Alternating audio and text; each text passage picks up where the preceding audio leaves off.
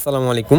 এই মুহূর্তে আমার হাতে যে ফোনটি দেখতে পাচ্ছেন এটি হচ্ছে স্যামসাংয়ের A23 মডেলের একটি ফোন। এই ফোনটির সমস্যা হচ্ছে ডিসপ্লেতে গ্রাফিক্স আছে কিন্তু কোনো লাইট নেই, অর্থাৎ এটি যখন আমরা লাইটের নিচে ধরি তখন এখানে গ্রাফিক্স দেখা যায়, আর যখন লাইট থেকে সরাই ফেলি তখন এখানে আর কোনো কিছুই দেখা যায় না। এই মুহূর্তে আমরা এটার যে লাইটের লাইনগুলো আছে বর্ণীয় থেকে দেখে এই লাইনগুলো আমরা পরিমাপ করে দেখব কোনো লাইনে কোনো ফল্ট আছে কিনা।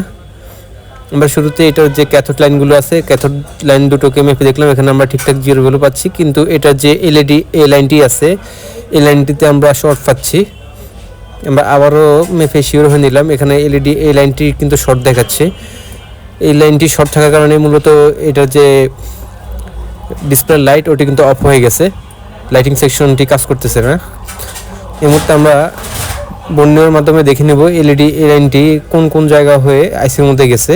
আমরা এখানে যেটা দেখতে পেলাম, এখানে যে দুটো ক্যাপাসিটর আছে এই দুটো ক্যাপাসিটর হয়ে সরাসরি কিন্তু এলইডি এই লাইনটি লাইটিং আইসির মধ্যে প্রবেশ করেছে। তাই আমরা শুরুতে এখান থেকে এই ক্যাপাসিটর দুটো রিমুভ করে দেখব এখান থেকে শর্ট যায় কিনা।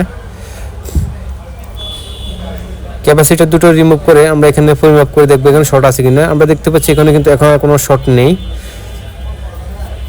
তা আমরা এখানে অন্য দুটো ক্যাপাসিটর ইনস্টল করে দেব, এবং আমরা এটার যে বুস্ট কয়েলটি আছে এটাকেও একটু পোড়া টাইপের দেখতে পাচ্ছি, তাই আমরা এখান থেকে এটার বুস্ট কয়েলটাকেও চেঞ্জ করে দেব।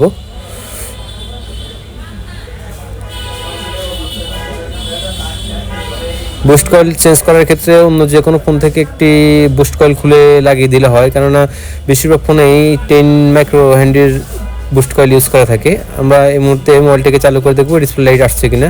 আলহামদুলিল্লাহ আমরা দেখতে পাচ্ছি আমাদের মোবাইলের মধ্যে কিন্তু ডিসপ্লের যে লাইটিং ওটা কিন্তু চলে আসছে। এই ধরনের ভিডিওগুলো আমরা প্রতিনিয়ত আমাদের পেজে আপলোড করে থাকি। ভিডিওটি ভালো লাগলে অবশ্যই পেজটিকে ফলো দিয়ে পাশে থাকবেন। আসসালামু আলাইকুম সবাইকে।